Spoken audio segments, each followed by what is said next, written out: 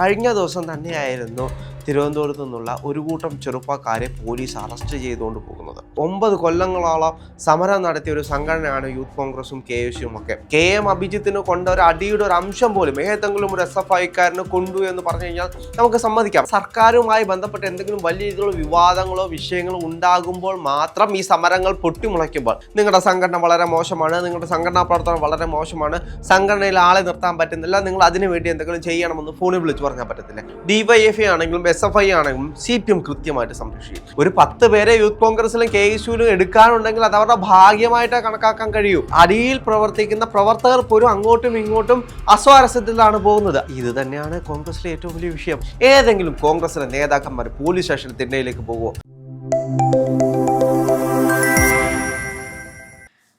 Youth Congress SFIയെ കണ്ടുപഠിക്കണമെന്ന് മുതിർന്ന കോൺഗ്രസ് നേതാവ് PJ Kurian പറഞ്ഞത് വലിയ വിവാദങ്ങളാണ് ഇപ്പോൾ സൃഷ്ടിച്ചുകൊണ്ടിരിക്കുന്നത്.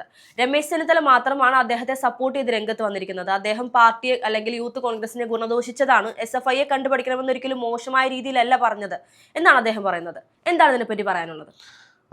ഈ ഒരു വിഷയം നമ്മൾ എടുത്തു നോക്കിക്കഴിഞ്ഞാൽ PJ കുര്യൻ പറഞ്ഞിട്ടുള്ളത് നിങ്ങൾ SFIയെ കണ്ടുപഠിക്കുക. അതിനുള്ള കാരണം എന്ന് പറയുന്നത് അവർ അഗ്രസീവായിട്ട് സർവകലാശാലകളിലേക്ക് ഇറങ്ങി നിന്ന് സമരം ചെയ്യുന്നത് നിങ്ങൾ കാണുന്നില്ലേ എന്നുള്ള രീതിയിലാണ് അദ്ദേഹം ആ ഒരു വിമർശനം ഉന്നയിച്ചത്.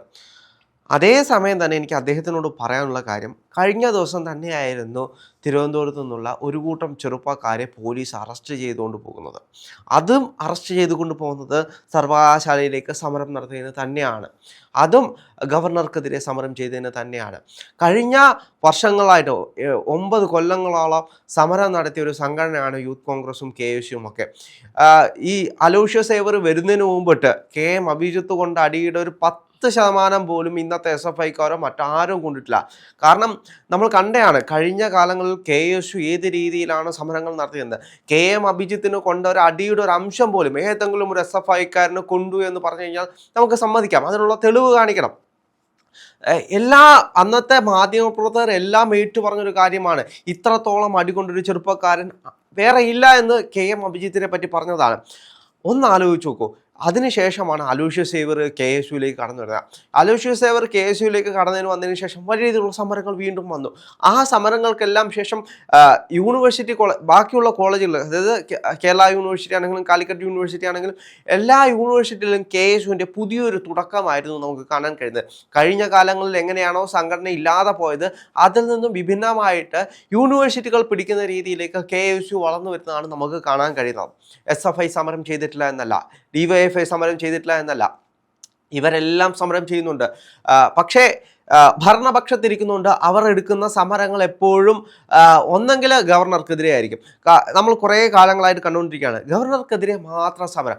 എന്തെങ്കിലും വിഷയങ്ങളുണ്ടാകുമ്പോൾ, അതായത് സർക്കാരുമായി ബന്ധപ്പെട്ട് എന്തെങ്കിലും വലിയ രീതിയിലുള്ള വിവാദങ്ങളോ വിഷയങ്ങളോ ഉണ്ടാകുമ്പോൾ മാത്രം ഈ സമരങ്ങൾ പൊട്ടിമുളയ്ക്കുമ്പോൾ അതിൽ സംശയം തോന്നുന്നില്ല, മറ്റാർക്കും കുറ്റം പറയാൻ കഴിയില്ല. കാരണം അദ്ദേഹം പറയുന്നത് SFI ഈ ഒരു വിഷയത്തെ കുറിച്ചല്ല അദ്ദേഹം പറഞ്ഞത്. SFIക്ക് ആളെ ചേർത്ത് നിർത്താൻ സാധിച്ചതുപോലെ ഈ പറഞ്ഞ യൂത്ത് കോൺഗ്രസിന് സാധിക്കുന്നില്ല, ഇനിയും അത് വളരണം എന്നുള്ള രീതിയിൽ ഒരു ഗുണദോഷമായിട്ട് കണ്ടാൽ മതി എന്നാണ് രമേശ് ചെന്നിത്തല പറഞ്ഞത്. ഗുണദോഷമാണെങ്കിൽ സംസ്ഥാന പ്രസിഡന്റ് ഇല്ലേ, യൂത്ത് കോൺഗ്രസിന്റെ സംസ്ഥാന പ്രസിഡന്റ് രാഹുൽ മാങ്കൂട്ടത്തിൽ എന്താ ഫോണിൽ വിളിച്ച് പറഞ്ഞു കഴിഞ്ഞാൽ നിങ്ങളുടെ സംഘടന വളരെ മോശമാണ്, നിങ്ങളുടെ സംഘടനാ പ്രവർത്തനം വളരെ മോശമാണ്, സംഘടനയിൽ ആളെ നിർത്താൻ പറ്റുന്നില്ല, നിങ്ങൾ അതിനു വേണ്ടി എന്തെങ്കിലും ചെയ്യണമെന്ന് ഫോണിൽ വിളിച്ച് പറഞ്ഞാൽ പറ്റത്തില്ല. അല്ലെങ്കിൽ അലോഷ്യസ് സേവറുണ്ട്, അലോഷ്യസ് സേവറിന്റെ ഫോണിൽ വിളിച്ച് പറഞ്ഞാൽ പറ്റത്തില്ല. ഇത് അങ്ങനെയല്ല. എന്തെങ്കിലും വേദി കിട്ടിക്കഴിഞ്ഞാൽ ഇവർക്ക് ആളാകണം. അല്ലെങ്കിൽ വേദിയിൽ നിന്ന് മാത്രം വായിൽ തോന്നിയത് പറഞ്ഞ് കോൺഗ്രസിനെ വെട്ടിലാക്കുന്ന പല നേതാക്കന്മാരും കാലാകാലങ്ങളായിട്ട് കോൺഗ്രസിലുണ്ട്. അത് തന്നെയാണ് കോൺഗ്രസിന്റെ ഏറ്റവും വലിയ ശാപം. ഒന്ന് ആലോചിച്ച് നോക്കൂ. ഒരു വേദി കിട്ടുകയാണ്, ആ വേദിയിലേക്ക് കടന്നു വന്നിട്ട് ആ പാർട്ടിയും ആ പാർട്ടി പ്രവർത്തകരെയും ആ പാർട്ടിക്കാരെയും മൊത്തം കുറ്റം പറഞ്ഞിട്ട് ഞാൻ നിങ്ങളെ വിമർശിക്കാൻ വേണ്ടിയിട്ടാണ്, അല്ലെങ്കിൽ ഞാൻ നിങ്ങളുടെ ഉന്നമനത്തിന് വേണ്ടിയിട്ടാണ് ഈ കാര്യങ്ങൾ പറയുന്നത് എന്ന് പറയുന്നത് ശരിയല്ല. ഒരു സംഘടനാ പ്രവർത്തനം, ഇപ്പോൾ PJ കുര്യൻ എത്ര കാലങ്ങളായിട്ട് കോൺഗ്രസിലുണ്ട്.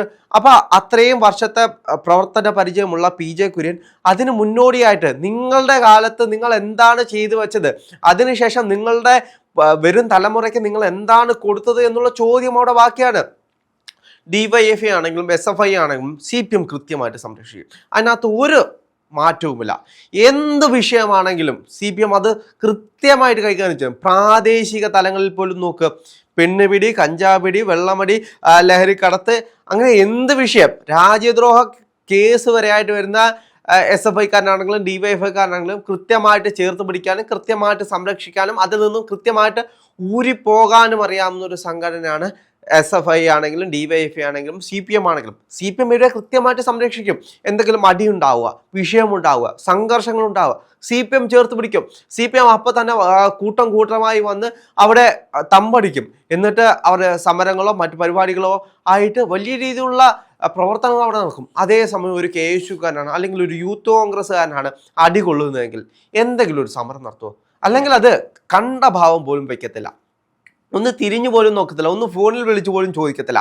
അങ്ങനെയുള്ള നേതാക്കന്മാരാണ് കോൺഗ്രസ് ഉള്ളത്. ആ നേതാക്കന്മാരാണ് യൂത്ത് കോൺഗ്രസിനെയും KSUവിനെയും വിമർശിക്കാൻ പോകുന്നത്. ഇപ്പോഴും KSUവിലും യൂത്ത് കോൺഗ്രസിലും 10 ആള് എടുക്കാനുണ്ട് എന്ന് പറയുകയാണെങ്കിൽ അത് അത്ഭുതമായിട്ടേ നമുക്ക് പറയാൻ കഴിയും. കാരണം എന്താണ്? ചേർത്ത് പിടിക്കാത്ത ഒരുപറ്റ നേതാക്കന്മാരുള്ള, ഗ്രൂപ്പ് തർക്കവും ഗ്രൂപ്പ് അടിയുമായിട്ട് നടക്കുന്ന ഒരുപറ്റ നേതാക്കന്മാരുള്ള ഒരു കാലത്ത് ഒരു 10 പേരെ യൂത്ത് കോൺഗ്രസിലും KSUവിലും എടുക്കാനുണ്ടെങ്കിൽ അത് അവരുടെ ഭാഗ്യമായിട്ടേ കണക്കാക്കാൻ കഴിയൂ. ഇപ്പൊ അദ്ദേഹം പറയുന്നത് CPM-നൊക്കെ ഇപ്പോഴും ശക്തിയായിട്ട് നിലനിന്ന് പോകാൻ സാധിക്കുന്നത് ഈ ഒരു ചേർത്ത് പിടിക്കൽ കൊണ്ട് മാത്രമാണ്. അതുകൊണ്ട് തന്നെയാണ് പല ഇലക്ഷനുകളിലും കോൺഗ്രസ് എവിടെയെങ്കിലും പരാജയപ്പെട്ടിട്ടുണ്ടെങ്കിൽ അതിന് കാരണം ഈ ഒരു ചേർത്ത് പിടിക്കൽ ഇല്ലായ്മയാണ് എന്ന് അദ്ദേഹം പറയുന്നുണ്ട്. അതെ, കോൺഗ്രസ് ചേർത്ത് പിടിക്കാത്തതുകൊണ്ടല്ലേ KSU ആണെങ്കിലും യൂത്ത് കോൺഗ്രസ് ആണെങ്കിലും ഈ രീതിയിലേക്ക് പോകുന്നത്. അവരുടെ സംഘടനാ ശേഷി പാളിപ്പോകുന്നതിന്റെ പ്രധാനപ്പെട്ട കാരണം എന്താണ്? ഈ ഗ്രൂപ്പ് തർക്കമാണ്.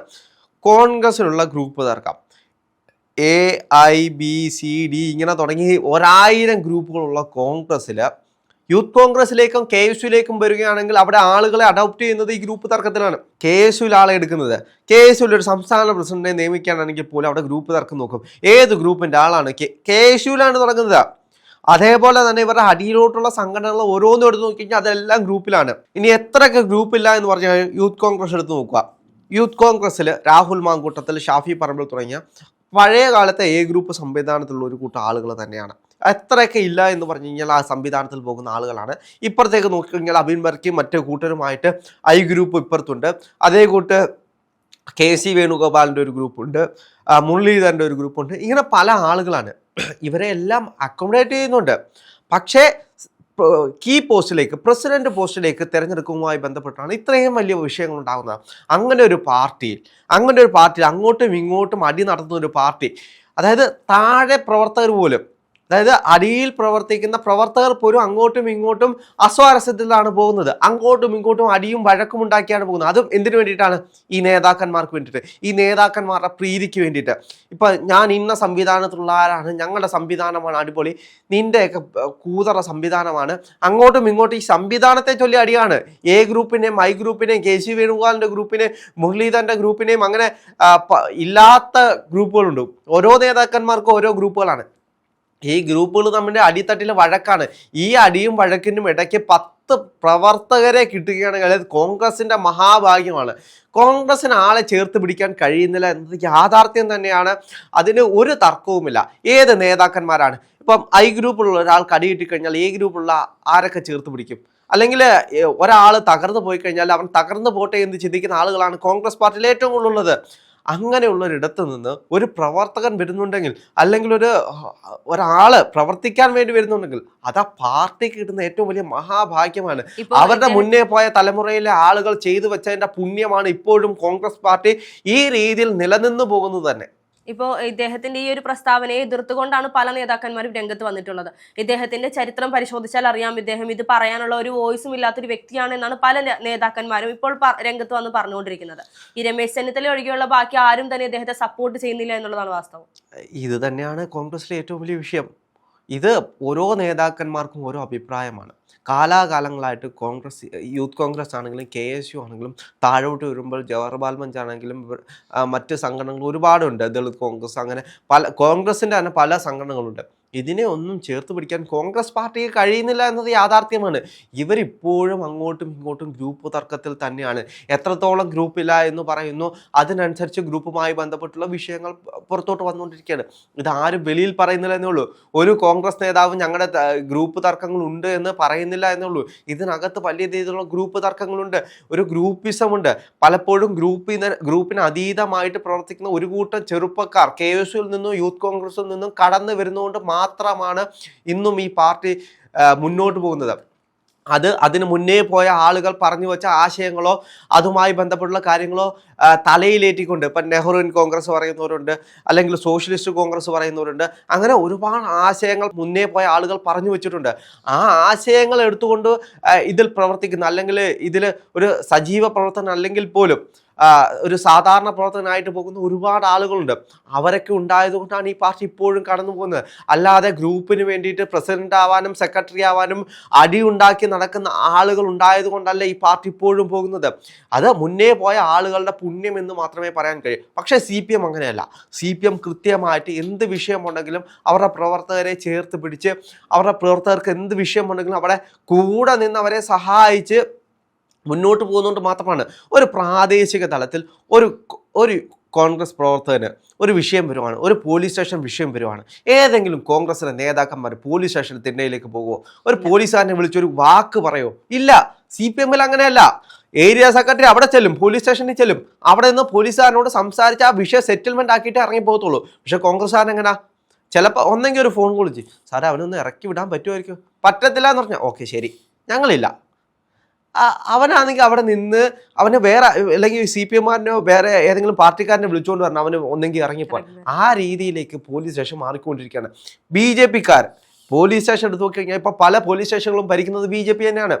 കഴിഞ്ഞ കാലങ്ങളിൽ CPMും കോൺഗ്രസും കൊണ്ടുപോയിക്കൊണ്ടിരിക്കുന്ന സ്ഥാനം ഇപ്പോൾ BJPക്കാരനാണ്.